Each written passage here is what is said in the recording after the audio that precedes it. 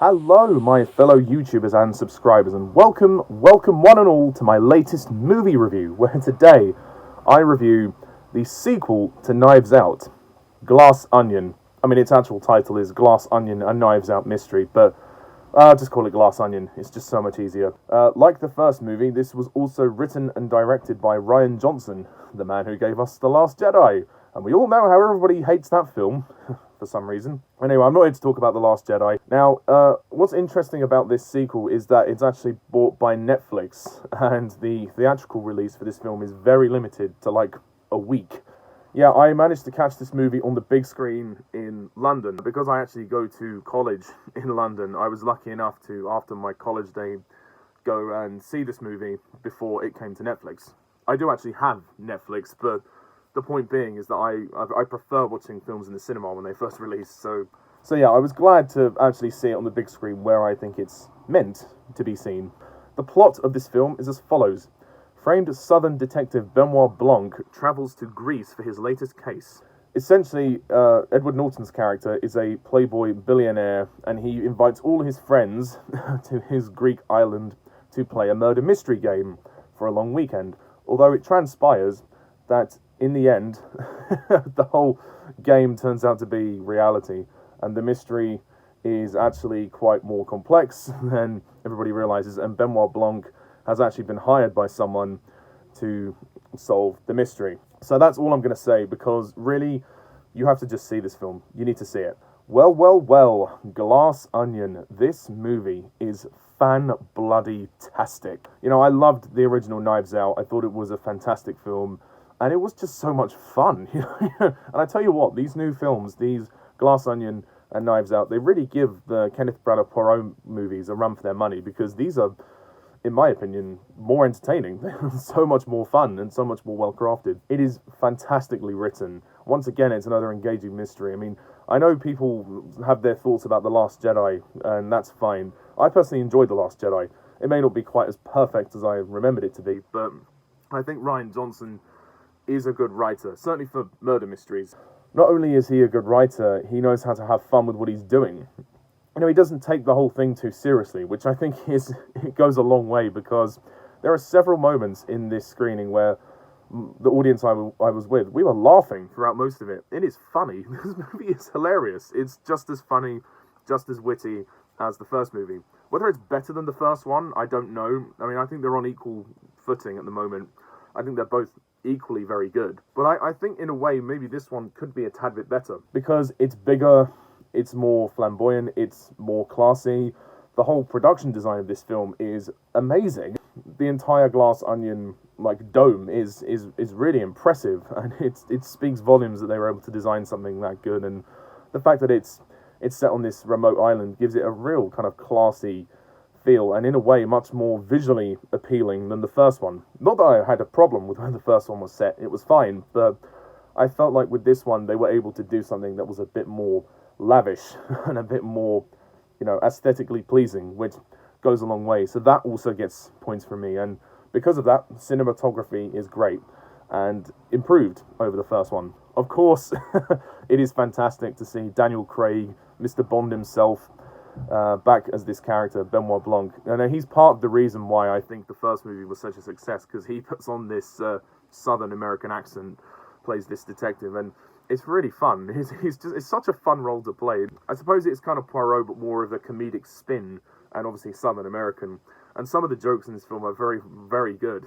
Some that I didn't see coming as well. Even when he's trying to solve the case, when things are getting nitty-gritty, there are moments when he stops, and then, I mean, he calls someone a jackass, you know, halfway through. I mean, it's just great, you know. I don't want to spoil any of the gags, but the gags are great. And you can tell that Craig is having fun in this role. I mean, you can tell the guy's aging, there's no doubt about that, but he's certainly having fun with it, which I appreciate. So I think his performance is just as good as it is in the first one. As for the other cast, we've got a massive ensemble here. Edward Norton plays Miles Bron, who's the billionaire, and he's really good. I think this is one of my favourite performances from him. Everybody around him is clinging on to him for as long as they can, because he is so financially stable. And I kind of like how the group are all friends. You know, there was a nice dynamic there, because, you know, they'd all set up this company together in one way or another.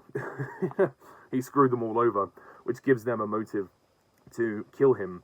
And I like the fact that the movie plays on the fact that, in a way, this whole murder mystery game thing is kind of a dumb idea because, Edward Norton's character, he's kind of setting himself up to be killed, in a weird way, because he's giving them all a reason to hate him. And I like the way that the movie explored that. And I'm not going to give anything else away, but I would just say that the dynamic between this ensemble is fantastic. I mean, the last ensemble in the first film, they were a family, and that's what made them sort of all connected. In this one, they're all friends, and they're all successful people because of an idea that someone created. Whether that's Miles or someone else, I won't say, but it's very clever, and I think that you need to watch it to really understand the characters. Kate Hudson is in the film, who plays Birdie J, who's this, I guess she's a sort of celebrity. She's on the cover of magazines and stuff. She's very self-obsessed, very arrogant, but she's a fun character, and she's not the sharpest tool in the sheds, shall we say. Dave Bautista as Duke, he is very funny, actually. The fact that in the beginning we discover that he's actually living with his mother it was one of the funniest jokes in the film. I must admit, that caught me off guard. I didn't expect that. Batista's proving to be a good actor, actually. I think he's really he's become a lot better over the years as an actor, and I hope he continues his acting career, because I like the guy very much. Janelle Monae as Andy Brand, she's one of the standouts. She gets a lot to do, and she gets to work closely with Daniel Craig in a lot of the central scenes. Kathryn Hahn as Claire, she's very good. Jessica Henwick as Peg, she's also great. Leslie Odom Jr. as Lionel, he's probably the weakest one in the cast, because he is the one that's probably the most underdeveloped. I mean, his character is a scientist, which explains his purpose to be in the story, but if I had any criticisms, it would probably be him. I think his role could have been written a bit more, but, it's not a major thing, because everybody is fantastic in this film. Even Hugh Grant makes a cameo in this film, and Ethan Hawke. There's a couple of nice little cameos in this film, which you need to look out for. It'd be really, really hard not to miss them. Also, Madelyn Cline as Whiskey. That's the name of her character, Whiskey. Yeah, bizarre name, but she's a good character too. She's very much there to look hot, and that's what she does. But I like that they did add some dimension to her character late in the day, because the movie kind of goes in a linear direction, and then it has to go back and be non-linear and explain a couple of the holes that are missing in the plot, so as murder mysteries often do. So look out for those.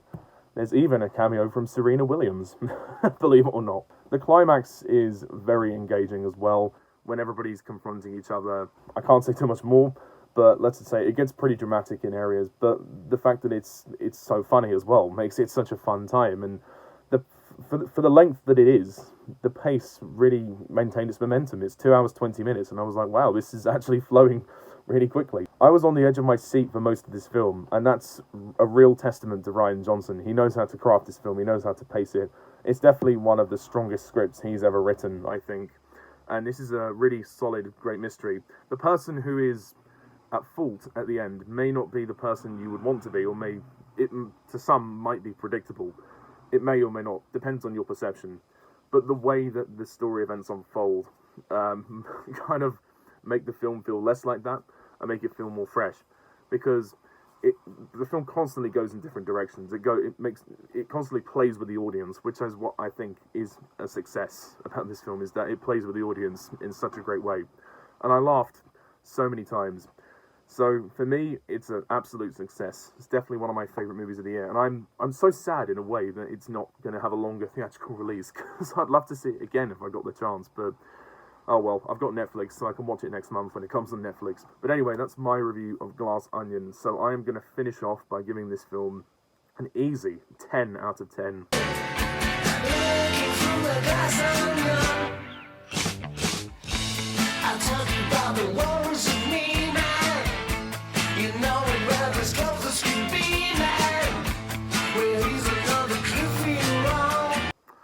Yep, it's that good. It really is that good. And in some ways, it's better than Knives Out.